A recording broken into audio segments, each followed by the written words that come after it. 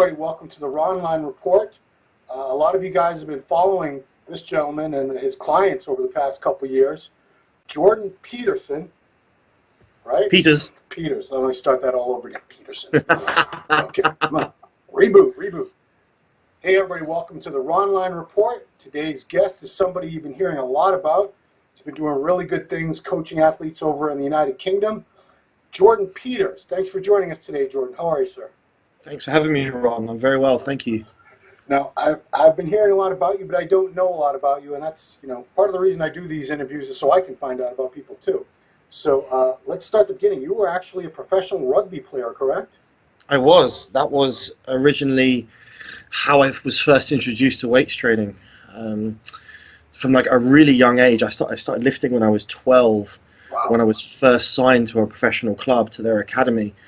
But I was super fortunate that my first weightlifting coach was an Olympic weightlifting coach. And he was actually the Team GB weightlifting coach at the time. So from the very first step into a gym, I was taught properly. Which is super rare to have a 12-year-old being exposed to like that level of high quality training. Right. It was a really good introduction. So, how long did you play rugby professionally for, and did you get hurt, or what was the reason you Sure, started? yeah. So,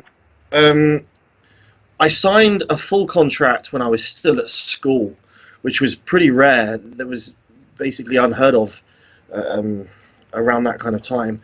So I was playing full professional whilst I was 16, 17, and 18 years old, and that was in with the full men.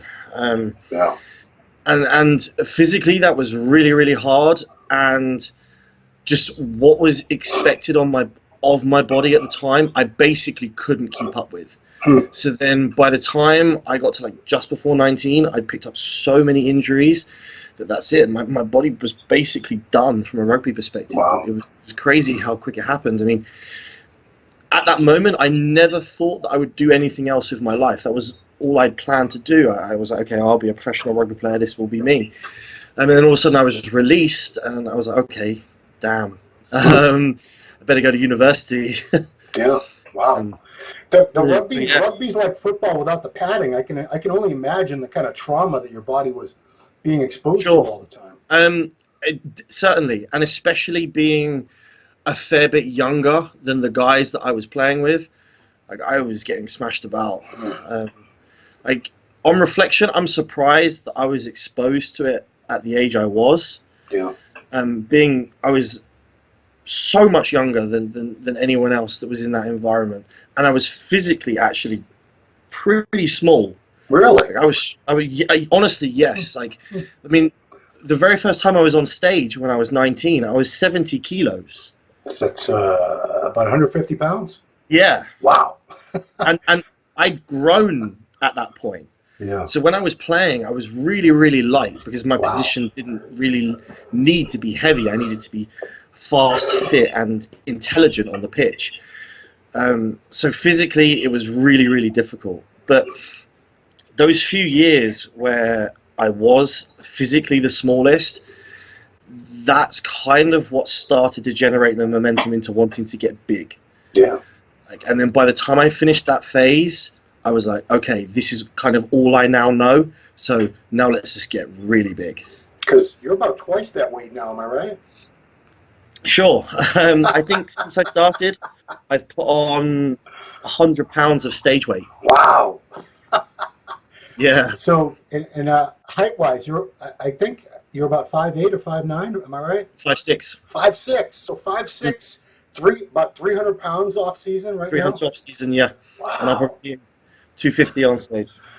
You're just a massive guy. I mean, the first few pictures I saw of you, I thought they were photoshopped. I honestly did. I know. I was like, well, that's a compliment. So yeah, when you look photoshopped.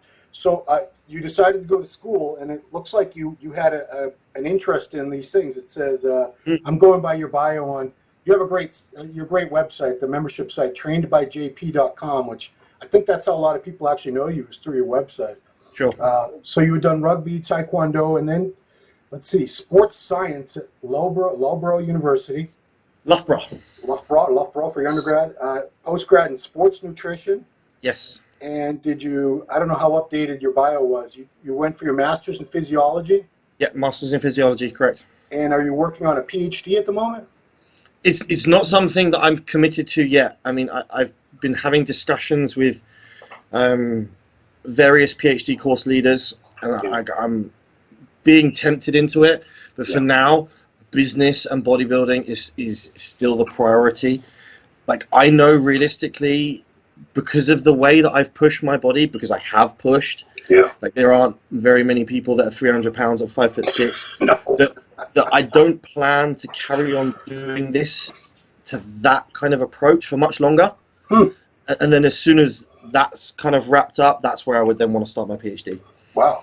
So you're saying you don't plan on being this big and strong for that much longer? No, definitely not. It's like because you're a young guy. I'm 30 this year. Yeah, that's a young guy, especially in bodybuilding. The way that my outlook on life is that I don't let any one aspect at a time kind of define me. So this is something that I've wanted to achieve, and once I've kind of exhausted that, I think that unless you are the very, very best, investing your health and your time beyond what's necessary isn't particularly the best use of a life. Wow. Like I love training. Like, I'm sure you've heard from the guys that you had on. I train really fucking hard. I've seen some video clips. It's the weights you move are insane. That will never change. That will never change. My love for training will never change. But like, we all know that becoming a top bodybuilder has a huge genetic component to it. Yeah.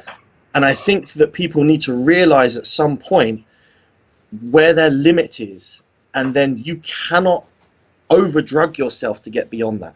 Like, and this is where I see people that I think to myself, you have no money, you have nothing except chasing a bodybuilding aspiration that you will never succeed in.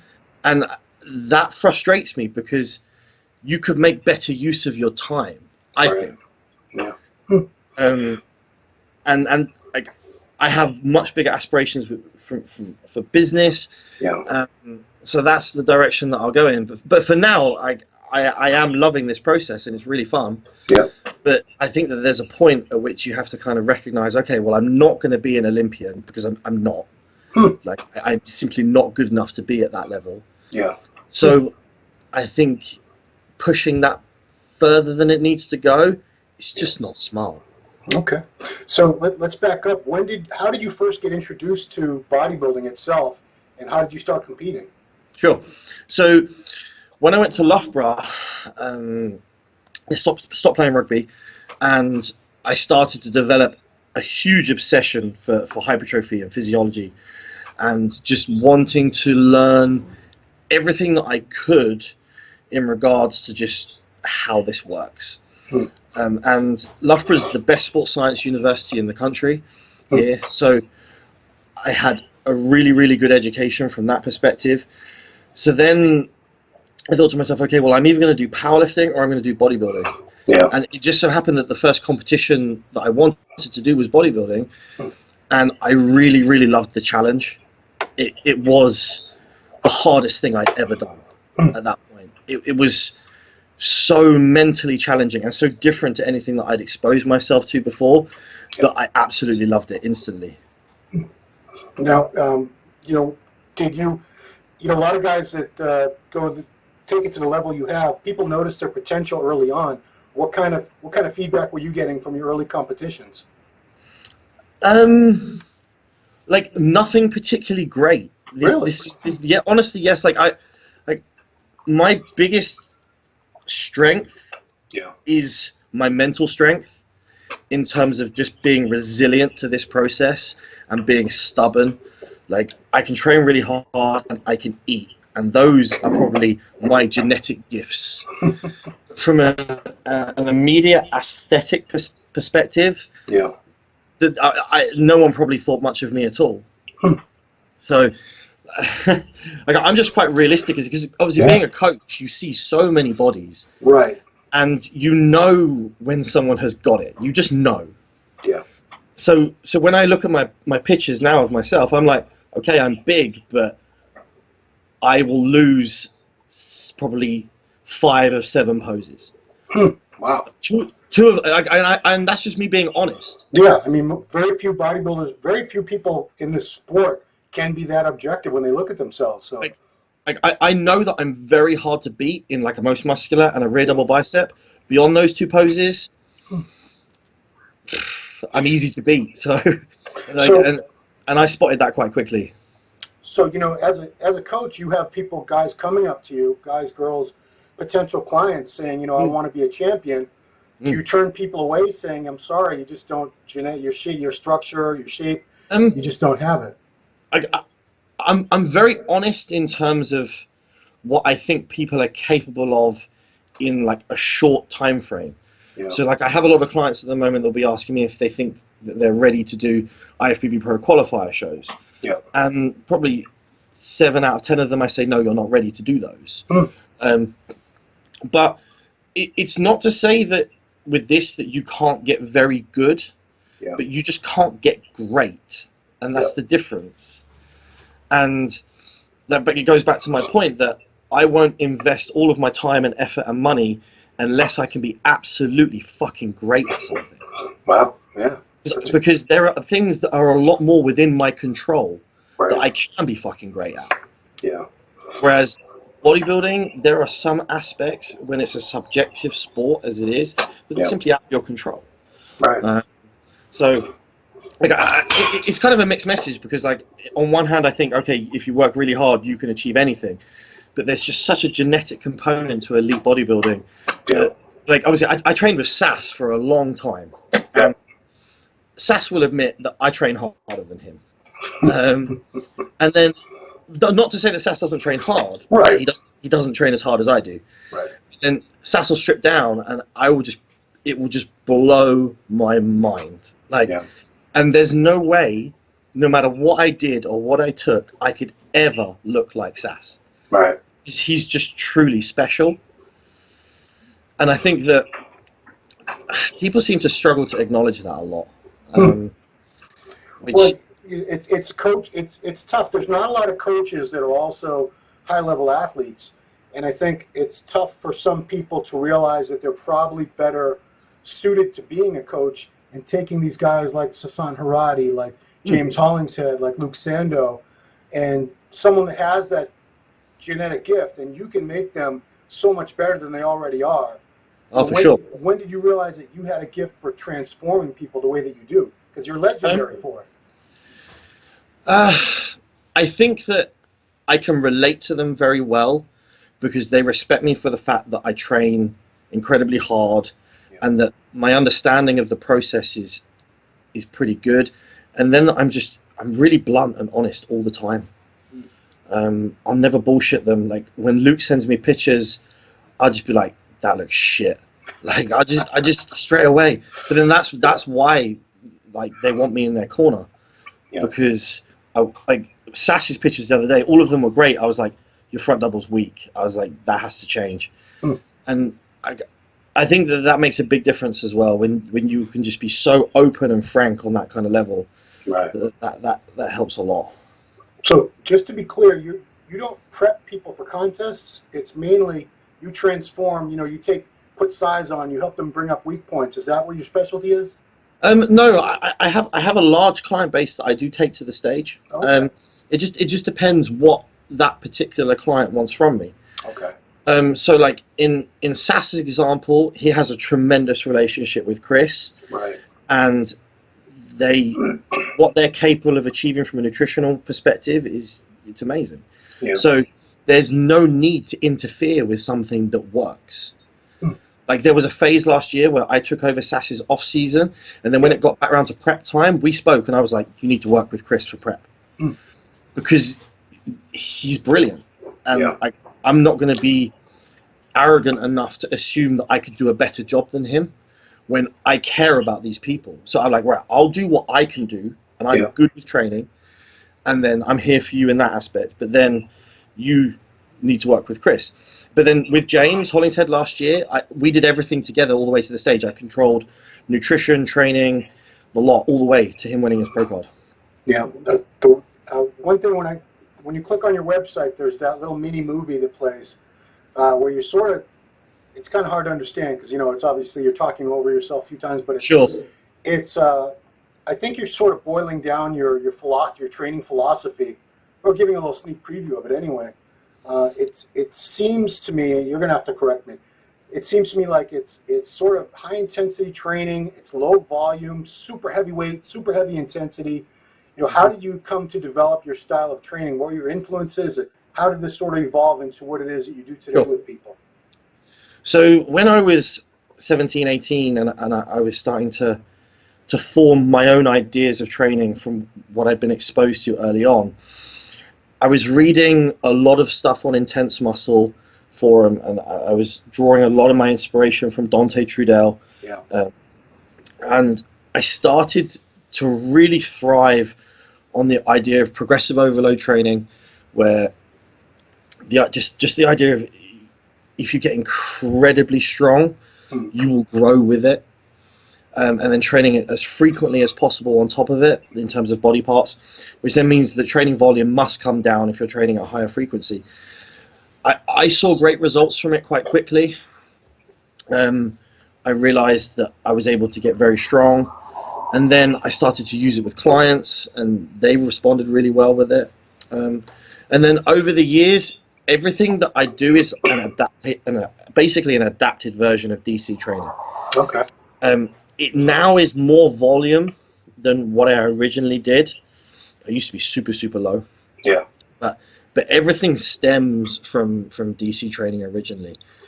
There would be bits where I would draw on Dorian's approach, which is, again, it's super high intensity, low volume. Yeah. But I prefer the higher frequency aspect where Dorian trained body parts once a week. Right. I think that training body parts twice a week is more efficient. Sounds obviously strange to contradict what Dorian did, but not necessarily. it's you hear that thought process a lot. Well, Dorian did this, so people use that as a reasoning. And then there was a period where I worked with a guy called Dr. Scott Stevenson, who's a brilliant mind, and he was coaching people on Dante's behalf. So because Dante wasn't taking on clients anymore, right. And then I worked with Scott for a long time, and I learned even more about low volume, high frequency training, and then his take more so on it. And then from there, it's just kind of progressed over the years as I've learned more. Okay. So when did you start trainedbyjp.com? Because I asked Giles, I got to thank Giles Thomas, came up with a lot of questions for me. He remembers filming you in 2012 training in Birmingham with the Dr. Josh Hill. Yes. You were both crazy strong, and he had chains and benching off a block, a lot of powerlifting techniques. Yeah. And he thinks that's when you started, right around that time. So you would have been only around 24 years old when you started coaching people, in such a formal way with the trainedbyjp.com. That's correct. Were you getting a lot of inquiries and people were saying it was quite interesting, actually. I was coaching people very, very early on, because I developed an obsession quite quickly with physiology, and because of where I was studying at the time, within my first year at university, I started to coach people. I was super cheap, like crazy cheap, and a lot of people I just coached for free. Yeah. But I would have a lot of people coming to me for advice, even from the age of 20. So I developed a lot of coaching experience over those 20 to 24 years old, to the point where I had so many inquiries that I was like, okay, well, this now needs to become something. Right. So then it literally was forced upon me to make it something official. Because at that point I was probably coaching 40, 50 people. Wow. And I was just winging it as I was going. Yeah. And now with Trained by JP, I coach 180 wow. online one-to-one clients, for sure. That's my limit. I cannot. I can't believe you can handle that many people, because that's a lot of people that are texting you and emailing you all the time. This is all I do. I mean, I do this with my partner Corinne, who is absolutely phenomenal. Like her mind and her work ethic is like I'm here and then she's up here a few more levels above me in terms of like how smart she is and how driven she is. So then between us, we make it work. Giles says you guys have been together since grade school, teenagers. Wow. No, not quite. We weren't quite teenagers, but it was just after my first show. So we're coming up to 10 years together now. So 180 clients. I mean, the intensity from what I see in these little clips, it seems like something most people wouldn't be able to do on their own. Do a lot of your clients either train with you on a regular basis or they make an effort to get to you to train? I don't PT anymore. It's just something that I choose not to do. But I have clients that will come with me and they'll do sessions with me. Yeah. And I'll try to help from that perspective. But like I literally just don't do any more PT. Right. It was burning me out from being able to enjoy my own training. I'm sure. Like when you spend that many hours in the gym and then you try to find the motivation to train yourself. Like I'd given everything I had to the PT clients, that I had nothing left for my own sessions. And then because my main love is training, I would rather not PT and make a little less money doing that. Yeah. And still be able to enjoy my own training sessions. So the one thing in that little mini movie I was talking about where you were saying you see so much light dumbbells and stretching and squeezing. I mean, what are the things you see going on in bodybuilding with the training that a lot of people are sabotaging themselves and not making? I don't want you to give all your secrets away, but in general, what do you see people doing wrong that they're not growing if they would just stop doing these things?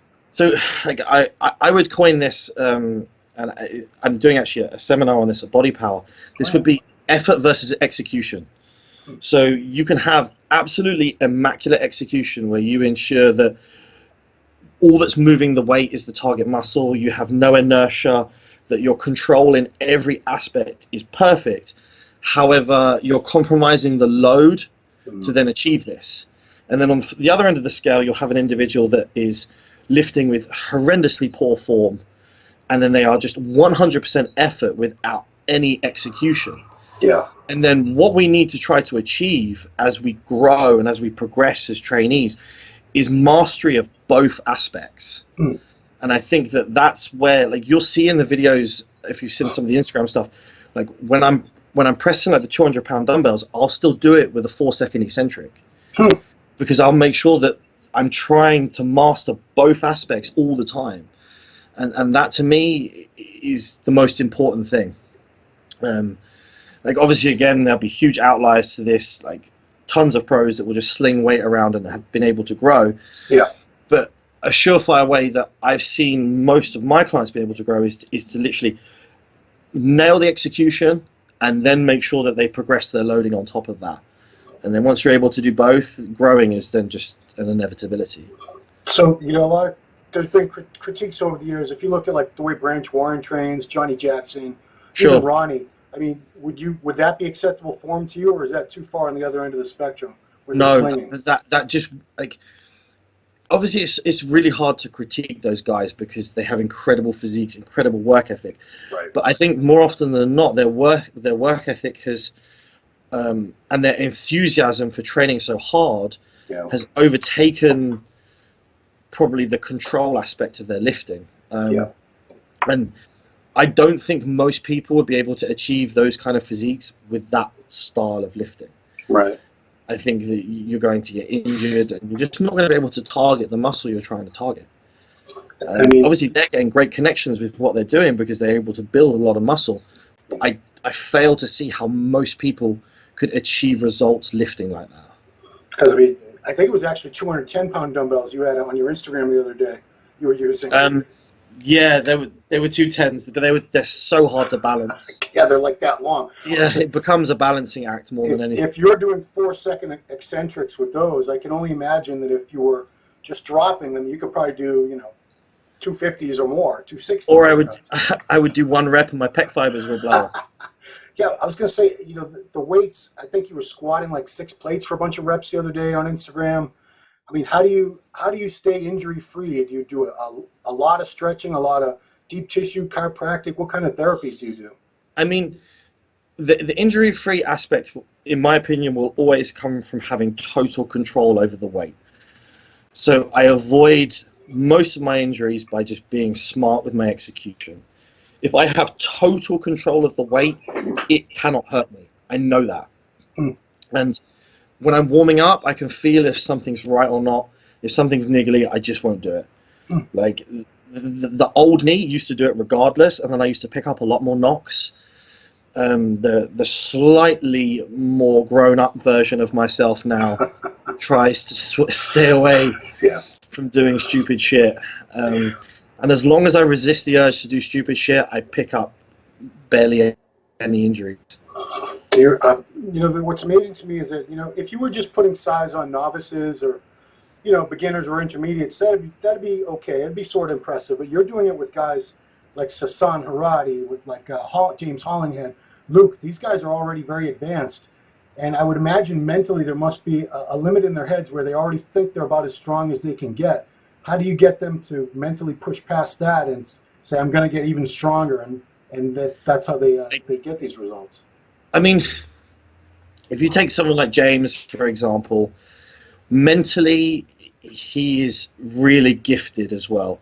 Mm-hmm. He can take himself to places that not very many people can.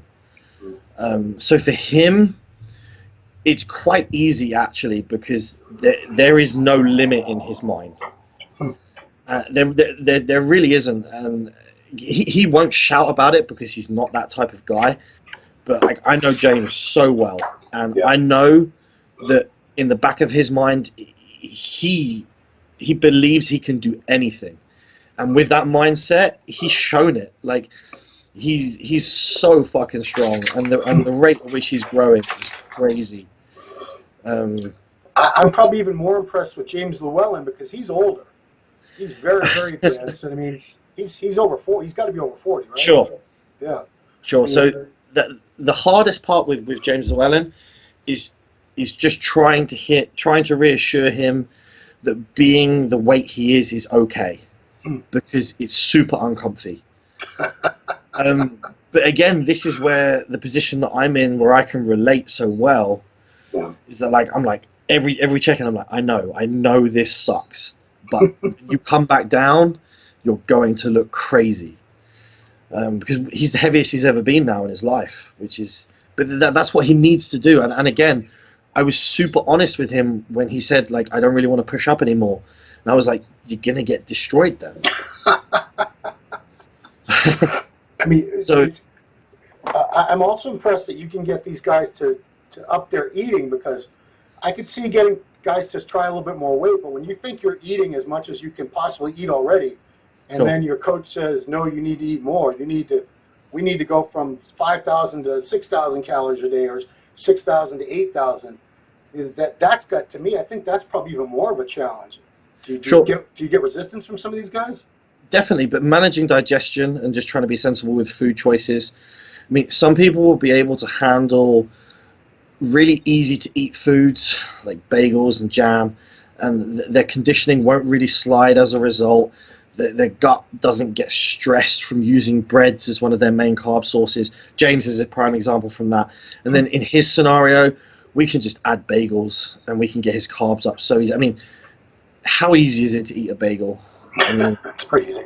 Like, so from him, his food is very high. We got it to like 1,000 grams of carbs a day. And once you hit that limit, there's only so long you can last there until, from just a digestive perspective, your body will just say no. And once we hit that point, I then try to relieve that stress as quick as I can. So James is like kind of doing like a mini cut at the moment, where we're just taking that stress back off of his body. And then as we relieve that stress, he's actually getting stronger again, because we're just reducing inflammation, and his body's just feeling a little bit better in himself. And then once we get his hunger good, we'll re-add again. Yeah. Have you had issues with some people that they just couldn't get stronger due to, injuries, or especially I'm thinking the older guys, because so many guys, I'm 48, a lot of us we're banged up. I mean, shoulders, lower back, knees, Sure. whatever. I mean, do you have other methods that you do implement? Absolutely. So from a hypertrophy perspective, load isn't the only stressor that results in muscle growth. Yeah. I mean, there are marrying yourself to one rep range isn't the best approach. So just lifting heavy isn't a component of my training program. It's just mostly what I show because it's kind of cool. Yeah. The programming as a whole actually doesn't just evolve around lifting heavy. We'll be trying to just pump stuff up in most cases as much as we can, and we'll be rotating rep ranges. We'll be doing 15 reps, 20 reps. Okay. But if clients are struggling, then I will scrap all of the heavy work altogether, and I'll just focus on 20 rep progression work. Okay. I mean, if you're overloading and you're getting better at 20s, you will still grow a lot. Yeah. You will miss out on some aspects of mechanical loading and the benefits of that, but if you're injured and you can't do it, it's not an option anyway. Right. But you have to create a novel stimulus. So if we can only create a novel stimulus with 20 plus reps, then so be it. It's still a novel stimulus, and your body will still react in suit. Yeah. Do you think too many people, especially these days, rely too much on the gear and not so much on the training? Because there was a prevalent attitude, there still is, over here more so, I'm thinking, than over in Europe, that you don't have to train that hard as long as you use the right gear and enough of it. I'm sure a lot of people do have that mindset. I mean, I hate that mindset. Yeah. I'm not going to pretend that I take small amounts of gear, because I don't. I push my body hard. Right. I take more gear than the rest of the boys that I coach. I've tried to use less to make the progress that I want, and I'm at the point where I do need to use more. Right. So, and again, I'm really open and honest about that kind of stuff. Sure, I appreciate that. Without the ridiculously hard training, there's just nowhere to go with it. Yeah. Because you cannot just keep taking your drugs up and up and up and up and up. There's a point of diminishing returns. Right. And unless you have your training as it needs to be, then you're never going to make the progress that you're trying to make. Now, I'm very impressed that you have a membership website, and those are very hard to be profitable at, because there's so much available on the internet for free. It's obviously not all great quality information, but for anyone to succeed, like John Meadows has one, you have one, you have to offer something very special and unique and effective that other people don't offer with their websites. Sure. So what are some of the things that people can find on your website that make it worth their while? So again, it's an insight into everything kind of myself and Corin have acquired knowledge-wise through the years that we've been doing this. So in terms of what she is good at, I mean, obviously academic-wise, she's brilliant, so she adds that. But 2 years ago, she broke the British all-time powerlifting record. Oh, wow. Which made her the strongest female powerlifter in British history. Huh. And she's a figure competitor. Exactly. That's hilarious. That record's been taken off her now. She plans to get it back next year at some point. But that just shows you the process. When Corin and I first met, she'd never even stepped in a gym before. And then for the first few years that we dated, she never trained. Wow. She literally just thought to herself one day, fuck this, I can do this. Within 6 months, she was British powerlifting champion. Within a year, European. Within 2 years, world champion. Wow. And that was literally from just being exposed to that kind of training and nutrition. And because I said to her, I was like, right, if you're going to train with me, you're going to do this properly. I was like, and now she trains harder than I do. I can't keep up. She's on a whole new level. Oh boy. So we have like those kind of insights into the site. On top of then, just we're open book. We're honest with everything that we do. So then it's hard to gain an insight into what people actually take from the drug perspective. And then the people that do share it sometimes share information that I think is a bit. I don't like to criticize other people. That's not how I I think that if you have to criticize others to try to raise yourself, then that's not a good way to go about it. But we are very, very honest in what we do, and we tell it as it is. So that, combined with just a passion for doing this, has been fortunate enough to grow a decent membership on the site. And I mean, I hear a lot of good things. That the video content that you guys put out with guys like Hollingshead and Sasan and yourself is very, very inspirational. Sure. I'm happy that it is, but we are all just being ourselves. So, like, we love to train, and I think that just kind of shows. And then if people can draw motivation from that and draw some education from that they can apply to what they're doing, then that's what we're trying to achieve. And so far, it's proving to be fairly successful. Yeah, I mean, if you think back to DVDs, I believe the two top-selling DVDs of all time were Ronnie Coleman, The Unbelievable, and Dorian Yates' Blood and Guts. Sure. And it's some of the most brutal, hardcore training you're ever going to see in your life. Yeah, absolutely. On those two tapes. I want to get to some reader questions. You ready? Here we go. Yeah, sure. Guru Hansa wants to know, I'd love to hear him talk about the future of Trained by JP website. That is interesting to me. I love how he uses it to not only grow his brand, but also support his friends who are actually as hardcore bodybuilder as it gets. Not many people support real bodybuilding as much as JP. So my question would be, what are 3 things he would like to change, add, or improve in the next couple of years with his websites? It doesn't have to be 3. Give me whatever number you want. That's quite difficult, because the way that the site has kind of evolved in the last 12 months, I didn't necessarily anticipate originally. Yeah. Like, I didn't anticipate having other athletes on the site. But once I saw that, okay, this could work and we can all kind of pull together here to produce content, that kind of then just grew. I would like a couple other people as well that I'm looking at that I think would be really amazing additions to the site.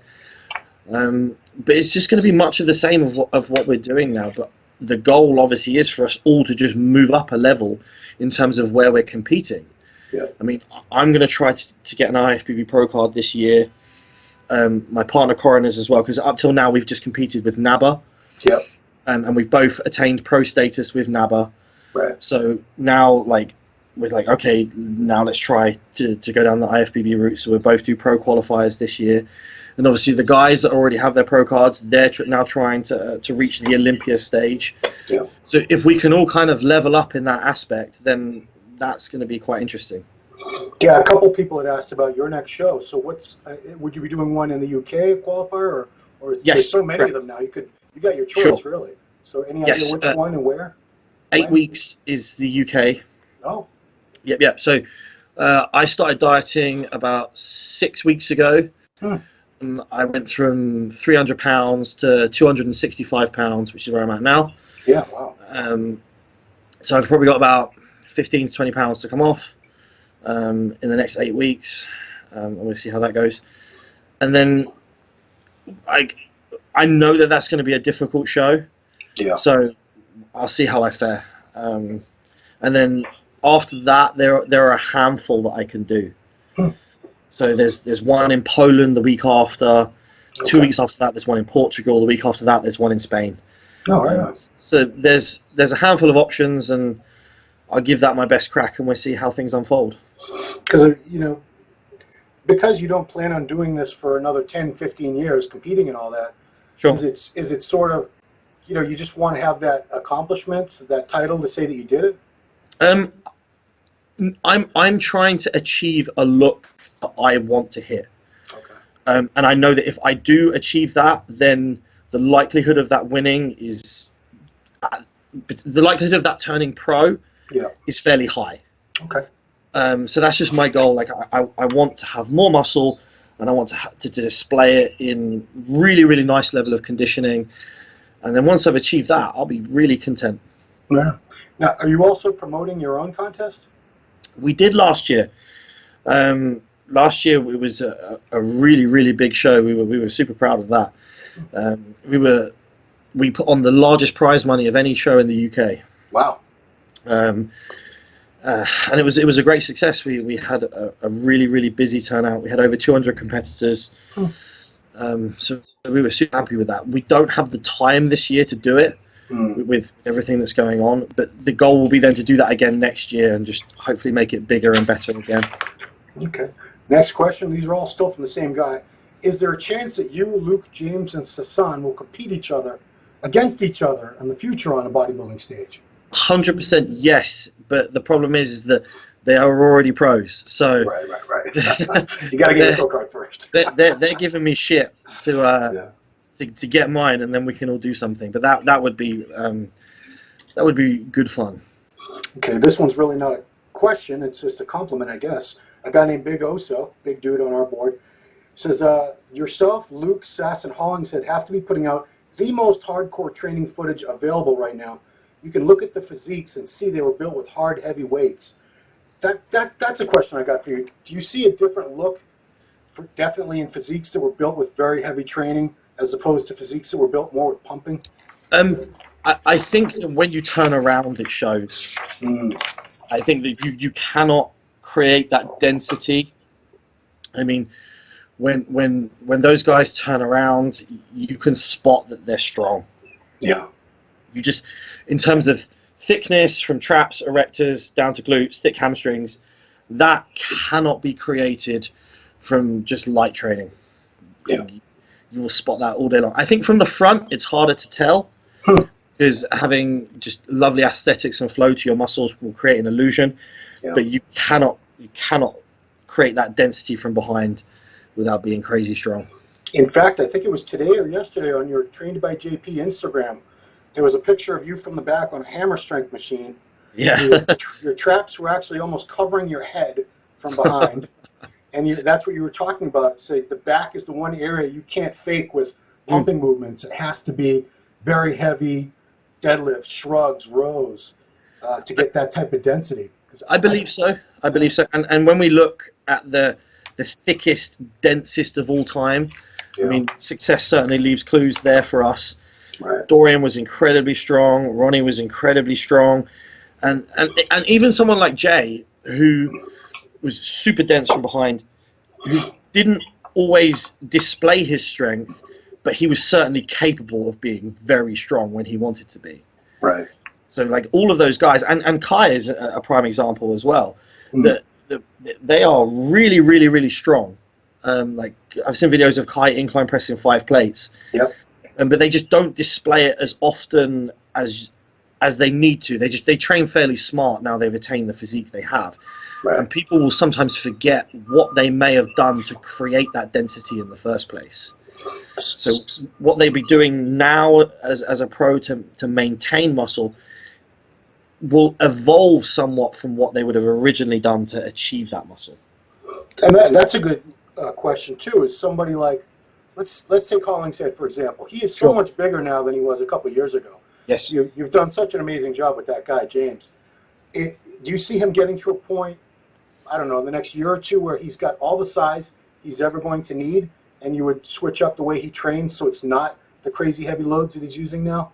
At some point, I'm sure he will reach that level where just from a longevity perspective and trying to achieve the most he can out of his career, it would be prudent to pull off of lifting like that, because James is so gutsy in those sessions. He does things that I sometimes wish he wouldn't do. He'll do singles and doubles, and then I'll message him and I'll be like, just don't do that again. it's incredible. Like he squatted 8 plates the other day for 2 reps, and wow, it's special. Not very many people can do it, but it scares the shit out of me that he's gonna get hurt. I mean, how low on the reps would you want to see a client go before you started to get scared? I think 5s are safe generally if you have tons of control over the weight. Yeah. If in a particular lift you're used to loading and you know that it's okay, then obviously like triples are okay. But singles and doubles to me on certain lifts, bench especially, because James likes to flat bench, that worries me a lot. Well, hopefully he's not going to listen to you. Just so you know, George White also was one of the people that asked about your future plans. I want to give George credit because he's a great poster on our website as George UK. You know George, right? I do, yes. Okay. Nelson Muntz wants to know the most food you have ever eaten on a cheat day. I've never really gone that crazy with cheat days because in off season my food is so high that I don't particularly like food all that much.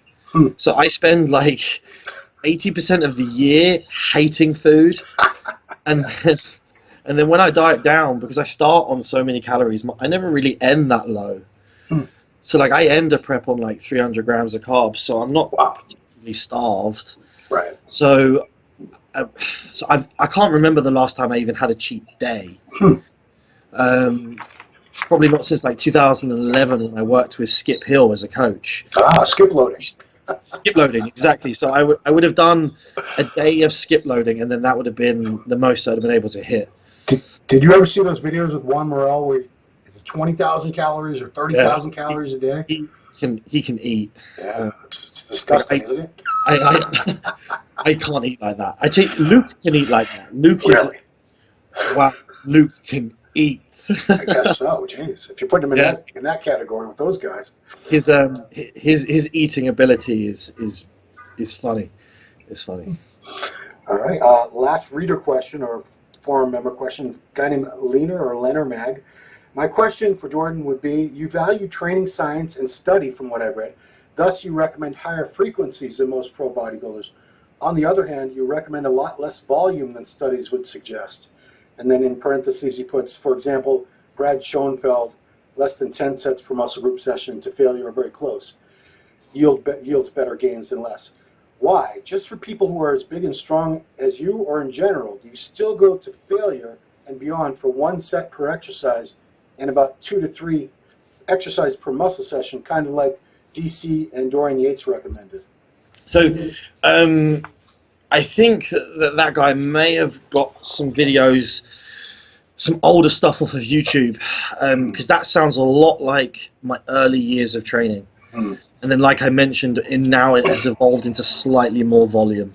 Yeah. So like my volume recommendations are fairly in line with what he said. So I don't do super low volume with anyone anymore. I think that, so one of the things that I believe is that you should be working at the maximum volume you can recover from as an individual. Yeah.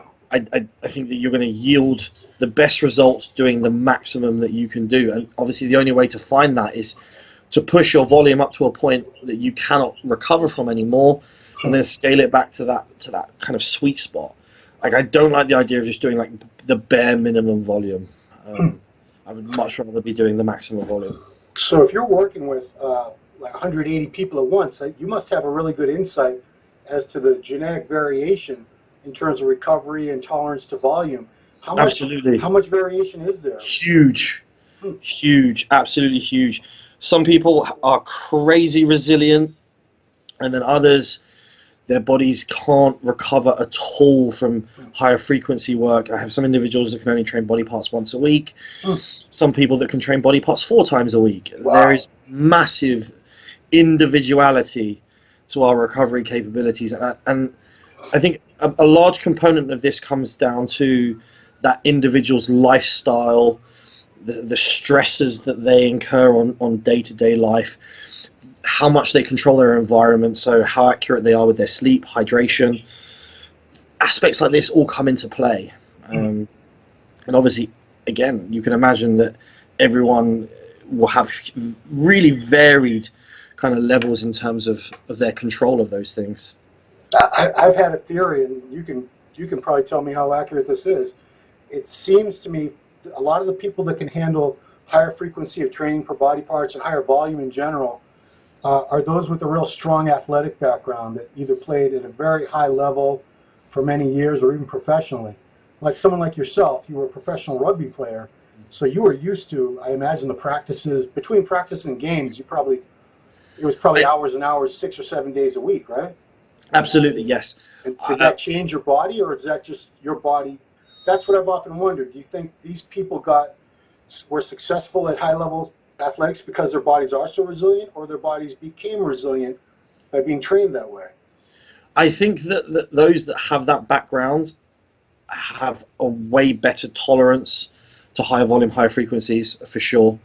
I think just being incredibly fit naturally plays a huge role. Again, we fall back onto the genetic component. I mean, we can just look at our parents to understand what we're capable of. Yeah. Like my dad was a big guy, so when it came to, and then my mum was really kind of small and fit and healthy. So like I was quite lucky in terms of what I got genetically, in terms of like being able to get strong and big. Like I know that I have those cards, and then if you don't have them, then it makes it very difficult. You're very honest with all your clients. I mean, do you have people that they have a very unrealistic, or I don't like to use the word delusional, but let's say unrealistic idea of what they're ultimately going to be capable of? I don't really like to kind of interfere with someone's kind of long-term vision, because I think it's quite hard to see long-term. Like it's only really when I've got to this level where I'm at now where I could definitely say, okay, I don't think I could be a top pro. Yeah. I think it takes quite a long time to see where your body goes to understand where you're going to end up at, like, finally. Right. I mean, 10 years ago, would you have imagined that you could look the way you do now? In terms of size, yes. Oh, okay. Yes. I just because I've always been stubborn. Like I would have. My thought when it comes to something like achieving a size, which is like a tangible, solid goal.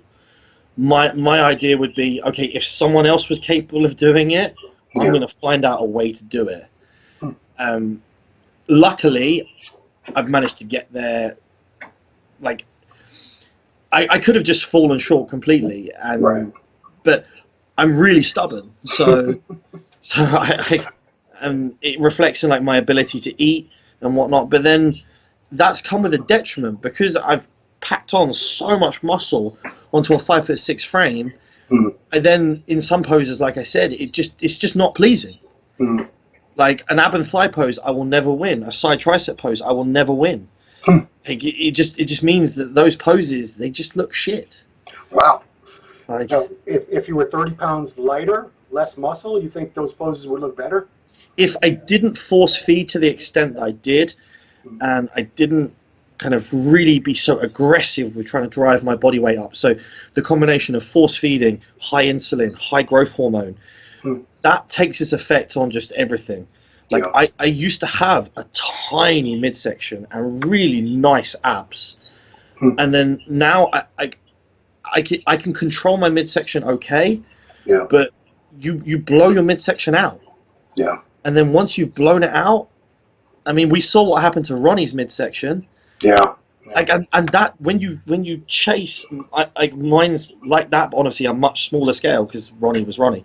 Right. And once it blows out, it blows out. It's then it is what it is. And then in some poses, Ronnie's midsection just looked appalling. Yeah, it did. Ab and thigh was never a great pose for Ronnie. Yeah, and that's just a matter of fact. Yeah. Like, but for me, I still absolutely adored the level of muscularity. So like that was what I envisaged as, okay, that is what I want to achieve. Right. And it just is what it is. Yeah. I mean, you don't regret. I mean, no, not at all. You're as big as you want. You achieved the goal that you had in your head. This is you wanted to be this big, and you got that big. So yeah, for sure. Like obviously, I would love to win some more shows along the way, but if that's not meant to be, it's not meant to be. Like that's out of my control. Yep. Like I will just control the variables that I can control, and then win, lose, that is what it is. Okay. So for the people out there all over the world watching this who might want to hopefully nab one of these coaching spots, how How hard is it? How do you have any availabilities on trainedbyjp.com? At the moment, we are completely around. You're out of luck, people. We get a fair few inquiries a day. We're very lucky at the moment to be busy and to be enjoying all of this. But yeah, sadly, we just don't have the slots. Well, maybe they can go on a waiting list or something. I don't know. Like I mostly just tell people to email back again, Okay. and then we can just see. But like as I get closer to competitions as well, I'm Right. less inclined to take on new clients just because I'm less friendly in that phase. Sure. So trying to become familiar with a new client is difficult when I'm being a bit of a dick. I love your honesty. Whereas my current clients, they absolutely know the score. Right. Like I have so many of that large number that have been with me now for like 3, 4, 5 years that I've been coaching them. Yeah. That we have such a great relationship that it's no problem. But trying to kind of stabilize that with a new client would be difficult. They've never dealt with a Jordan at 4 weeks out before. No, I'm an arsehole. You know what? I don't know anybody that gets into the condition you're supposed to get into that isn't at least somewhat of an asshole in the last 4 to 6 weeks. Yeah, agreed. If you're in a great mood, you're doing something wrong. That's as far as I'm concerned. Sure. Well, anyway, I do encourage people to go to the site. You can still become members and get all the information and all those benefits, trainedbyjp.com. And your Instagram is also called trainedbyjp, correct? That's correct. Anything else? Any Facebook or anything you'd like people to check out? No Facebook. There is a Facebook page, but to be honest, I just don't use it anymore. Yeah, I think Facebook's going away like a dinosaur. Instagram is where I use everything. It's easier. Yeah, I agree. It's easier and more enjoyable. Cool. All right, well, I thank you so much for your time, your insights today, Jordan. Appreciate it. Wishing you the very best of luck in your upcoming competition. Thank you very much. All your endeavors, sir. You're a cool guy. Hope to meet you someday.